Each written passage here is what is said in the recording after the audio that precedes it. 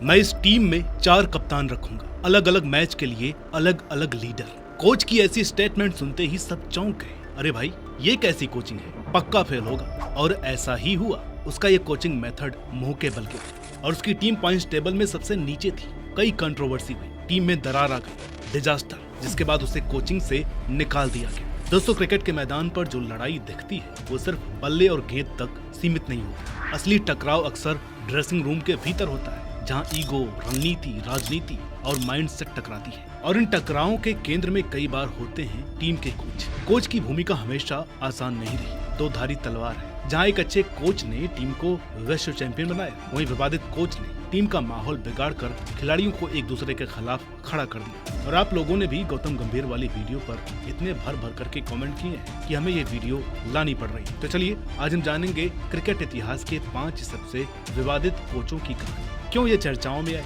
किन विवादों ने इन्हें बदनाम किया और टीम का इस पर क्या असर पड़ा। ध्यान रहे, गौतम गंभीर की कहानी इसमें नहीं इंक्लूड कर रहे हैं, क्योंकि इस पर ऑलरेडी वीडियो आ चुकी है। ना देखा हो तो नारा टीवी पर देख सकते। और आपको ये डिसाइड करना है कि गौतम गंभीर विवादित कोच हैं या नहीं।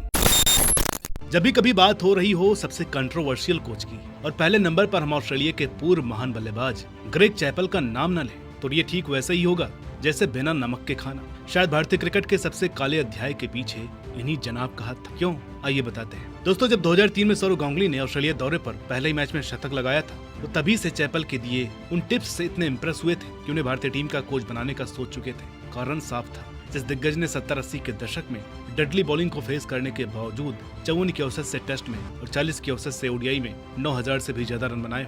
माइटी ऑस्ट्रेलिया मेंटालिटी, कभी हारना ना सीखा, वो भारतीय टीम को कितनी बुलंदियों पर ले जाएगा। और 2003 वर्ल्ड कप की अधूरी कहानी को 2007 में पूरा करता। 2005 में जब चैपल को हेड कोच बनाया गया तो उम्मीदें बहुत ऊंची थी, लेकिन जल्दी ये उम्मीदें टूटने लगी। चैपल का माइंडसेट था Australian tough school of cricket, जहां सख्ती, फिटनेस और आक्रामक रणनीति को प्राथमिकता दी जाती थी। चैपल का सबसे बड़ा विवाद सौरव गांगुली के साथ हुआ। वो बंदा जिसने चैपल को हमारा कोच बनाया था, उन्होंने उसी को टीम से बाहर कर दिया। गांगुली भारतीय क्रिकेट के सबसे सफल कप्तानों में थे, लेकिन चैपल ने उनकी कप्तानी पर सवाल उठाए। मीडिया में खबरें आई कि चैपल ने ईमेल लिखकर बीसीसीआई को सलाह दी कि गांगुली को कप्तानी से हटा देना चाहिए, क्योंकि इंटरनेशनल क्रिकेट के लिए वो ना तो ही फिजिकली और ना ही मेंटली फिट है। इसके बाद टीम इंडिया के ड्रेसिंग रूम में 2 गुट बन गए, एक गांगुली समर्थक और दूसरे चैपल समर्थक। वीरेंद्र सहवाग, हरभजन सिंह, जहीर खान, युवराज सिंह, लगभग आधी टीम चैपल की नीतियों से असहमत थी। चैपल पर यह आरोप था कि वो खिलाड़ियों के आत्मविश्वास को तोड़ते थे। हरभजन सिंह ने खुद खुलासा किया कि इस दौर में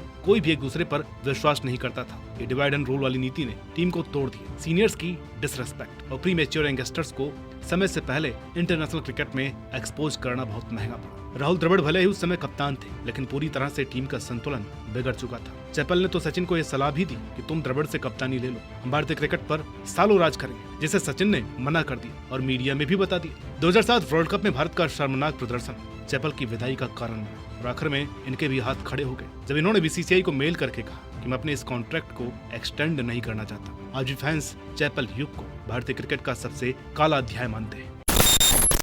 भारतीय महिला क्रिकेट में रमेश पवार का कंट्रोवर्शियल कोचिंग कार्यकाल आज भी चर्चा का विषय है, क्योंकि इनके कार्यकाल में कलेश बहुत ही भयंकर हुआ, शायद विमेंस क्रिकेट इतिहास का सबसे तगड़ा। एक कारण ये भी है, आप इतिहास उठा करके देख लीजिए, जितने भी विवादित कोच मिलेंगे मेंस टीम के मिलेंगे, लेकिन ये इकलौते ऐसे कोच हैं जिन्हें विमेंस टीम में कंट्रोवर्सी के लिए जाना जाता है। और लड़ाई भी किसी छोटे मोटे प्लेयर से नहीं, मिथाली राज से, वो लीजेंड जिनके एक दिवसीय क्रिकेट इतिहास में सर्वाधिक रन है, नंबर 3 और नंबर 4 की सबसे सफल बल्लेबाज, जिनके सर्वाधिक 50+ स्कोर है अपने करियर में, उनसे पंगा ले लिया कोच रमेश पवार ने। देखिए, हुआ कुछ ऐसा। पवार 2018 में महिला टीम के इंटरिम कोच बने। शुरुआत तो अच्छी थी, टीम ने उनके अंडर अच्छे नतीजे भी दिए, लेकिन असली विवाद T20 वर्ल्ड कप 2018 के दौरान हुआ। भारत का प्रदर्शन बेहतरीन रहा था, जिसके दम पर हमने सेमीफाइनल में जगह बनाई। भारत सेमीफाइनल में इंग्लैंड के खिलाफ खेल रहा था और प्लेइंग 11 देखते ही सब चौंके। पवार ने दिग्गज बल्लेबाज और कप्तान रह चुकी मिताली राज को बाहर बैठा दिया। भारत अभी तक अनबीटन रहा था, ग्रुप स्टेज के 4 मैच जीता, जिनमें से 3 मैच मिताली राज ने खेले थे और बैक टू बैक मैचों में प्लेयर ऑफ द मैच भी रही।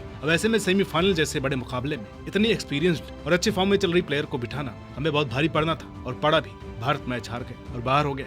अब इसका परिणाम कुछ यूं रहा कि आरोप प्रत्यारोप का सिलसिला सामने आया। मिताली राज ने बीसीसीआई को लिखा कि पवार ने उनके साथ भेदभाव किया और उनका करियर खत्म करने की साजिश रची। पवार ने जवाब दिया कि मिताली राज सेल्फिश खेलती है और टीम स्पिरिट के खिलाफ जाती है, और उन्होंने कोच को रिटायरमेंट की धमकी भी दी थी कि अगर उन्हें ओपनिंग के अलावा नीचे खिलाया गया। आप एक बार को उनका स्ट्राइक रेट देखकर ये चीज कह सकते हैं। हो सकता है कि आपके मन में भी ये विचार आए कि वो स्लो खेली थी, लेकिन आयरलैंड वाले मैच में कोलैप्स से भी उन्होंने ही बचाया था और उन्हें हटाकर भी कौन सा क्रिस गेल को खिलाया जाना था। तो अल्टीमेटली तो इसका खामियाजा भारतीय टीम को भुगतना ही पड़ा। अब इसके बाद कुछ बचा भी नहीं। जंगल की आग की तरह पूरा विवाद मीडिया की सुर्खियों में छा गया। महिला टीम के भीतर दरार भी खुल करके सामने आई। आखिरकार पवार को कोच पद से हटना पड़ा। हालांकि बाद में 2021-22 में वो फिर से लौटे, लेकिन इस किस्से की वजह से उनकी छवि विवादित ही बनी रही। भले ही वो मुंबई या गुजरात की सीनियर टीम के कोच बने हो, पर ये दाग कभी धुल नहीं सके। ये विवाद बताता है कि महिला क्रिकेट में भी कोच कप्तान की लड़ाई उतनी ही गहरी और सार्वजनिक हो सकती है जितनी मेंस क्रिकेट में।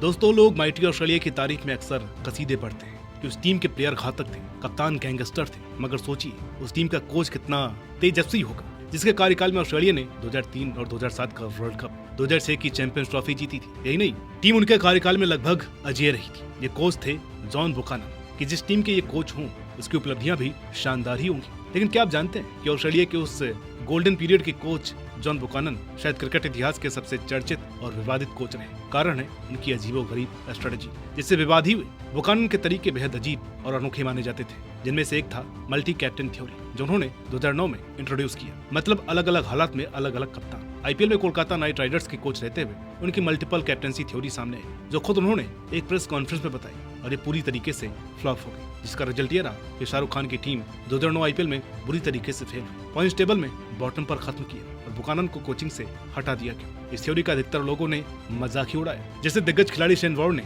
अपनी किताब में लिखा कि बुकानन क्रिकेट कोचिंग को जरूरत से ज्यादा जटिल बना देते थे। जावेद मियांदाद ने तो यहाँ तक कहा कि मैं इसे एक मजाक के रूप में देखता हूँ और कुछ नहीं। आप एक टूर्नामेंट में एक टीम के 3 या 4 अलग अलग कप्तान कैसे बना सकते हैं? क्या किसी देश में 4 प्रधानमंत्री और 4 राष्ट्रपति हैं? मियांदाद ने पूछा। काफी खिलाड़ियों को उनसे नाराजगी भी रही। आकाश चोपड़ा ने तो ये खुलासा भी किया कि दरअसल बुकानन सौरव गांगुली को अपनी टीम में चाहते ही नहीं थे। हालांकि जॉन बुकानन ने कहा कि उनके शब्दों को गलत इंटरप्रिटेशन की गई थी, गलत मतलब निकाला गया था। बुकानन ने कहा कि वो एक टीम के कप्तान का चयन नहीं करेंगे, बल्कि प्रत्येक मैच के लिए लीडर होंगे, जिससे कोई भी ओवरबर्डन्ड नहीं होगा। कई खिलाड़ी मानते थे कि बुकानन की सफलता का कारण उनकी रणनीति नहीं, बल्कि मैदान पर रिकी पॉन्टिंग, गिलक्रिस्ट, मैग्रा और वॉर्न जैसे सुपरस्टार खिलाड़ी थे। इसलिए बुकानन को आज भी अत्यधिक सोचने वाले और विवादित कोच के रूप में याद किया जाता है।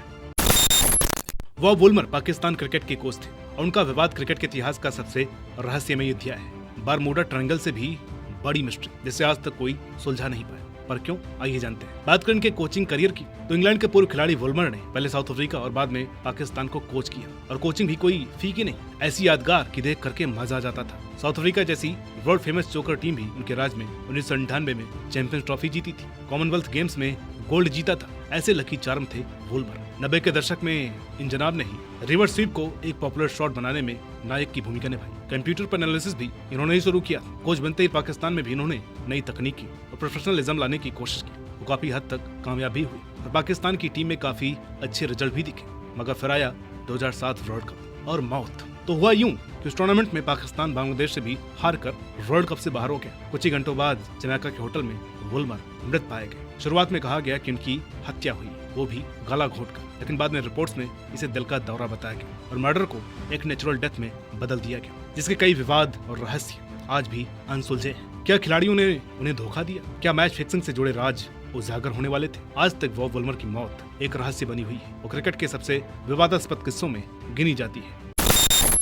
दक्षिण अफ्रीका और पाकिस्तान के पूर्व कोच मिकी ऑर्थर भी विवादों से घिरे रहे और ये कहना गलत नहीं होगा कि वो क्रिकेट इतिहास के सबसे कलेशी कोच है, जो खिलाड़ियों से कई बार मैदान पर भिड़ने लग जाते हैं। जिसकी शुरुआत हुई दक्षिण अफ्रीका में, जब 2005 से 2010 तक ऑर्थर ने साउथ अफ्रीका को कोच किया, लेकिन खिलाड़ियों से टकराव और बोर्ड से मतभेद के कारण उन्होंने इस्तीफा दे दिया। 2013 में ये ऑस्ट्रेलिया के कोच थे, तब एक भयंकर कंट्रोवर्सी सामने आई। उन्होंने विवादास्पद रूप से Shane Watson, James Pattinson, Mitchell Johnson और उस्मान ख्वाजा को होमवर्क असाइनमेंट पूरा करने में विफल रहने के बाद घर भेज दिया। इस घटना के कारण 2013 के एशेज सीरीज से पहले ऑर्थर को बर्खास्त कर दिया गया, जिसे डैरेन लेमन ने बदल दिया। फिर 2016 में पाकिस्तान के कोच बने। बेशक उनके कार्यकाल में पाकिस्तान ने 2017 की चैंपियंस ट्रॉफी जीती, लेकिन आर्थर का स्वभाव बेहद सख्त था। विवाद तो होना ही था और हुआ भी। कई पाकिस्तानी खिलाड़ी उन पर आरोप लगाते थे कि वो ओवरली स्ट्रिक्ट और फेवरिज्म करते थे। अहमद शहजाद और उमर अकमल जैसे खिलाड़ियों के साथ उनके झगड़े जग जाहिर रहे। 2019 वर्ल्ड कप के बाद पीसीबी ने उनका कॉन्ट्रैक्ट बढ़ाने से इनकार कर दिया। और तो और ये तो अपने ही कप्तान को खरी खोटी सुना देते थे,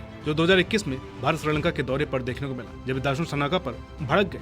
आर्थर की कहानी बताती है कि सख्ती और खिलाड़ियों के साथ रिश्तों का संतुलन बिगड़ते ही, चाहे सफलता हो, विवाद बढ़ जाते हैं। तो दोस्तों, इन 5 कहानियों से एक बात तो साफ हो गई कि क्रिकेट में कोच होना दो धारी तलवार है, एक कंट्रोवर्सी, एक फेलियर, और कब अर्श से फर्श पर आ जाओ कुछ पता नहीं चलता। आप कितने ही बड़े दिग्गज क्यों ना, दुनिया उपलब्धियां भूल जाया करती है, मगर ये कंट्रोवर्सी कोई नहीं भूलता। कड़वा है मगर यही सच है। ग्रेग चैपल ने भारतीय ड्रेसिंग रूम को 2 हिस्सों में बांट दिया। रमेश पवार जैसे एक्स क्रिकेटर को एक ब्लंडर और उस विवाद के कारण जाना पड़ा। जॉन बुकानन को उनके अजीबो प्रयोगों ने विवादित कर दिया और पिछली उपलब्धियां मिट्टी में मिल गई। आपने चाहे कितनी वर्ल्ड कप, चैंपियन ट्रॉफी जीती हो, क्या कोच सिर्फ रणनीति बनाने के लिए होता है या खिलाड़ियों के साथ भरोसेमंद रिश्ता बनाने के लिए? क्योंकि अगर रिश्ता टूट जाए तो आप कितने भी बड़े कोच क्यों ना, इतिहास आपको विवादित ही कहेगा। आपका इसके बारे में क्या कहना है कमेंट करके बताइएगा। वीडियो अच्छी लगी हो तो लाइक करें, शेयर करें, चैनल पर नए हो तो प्लीज सब्सक्राइब करना ना भूलें। मिलते हैं आपसे अगली वीडियो में, तब तक के लिए नमस्कार।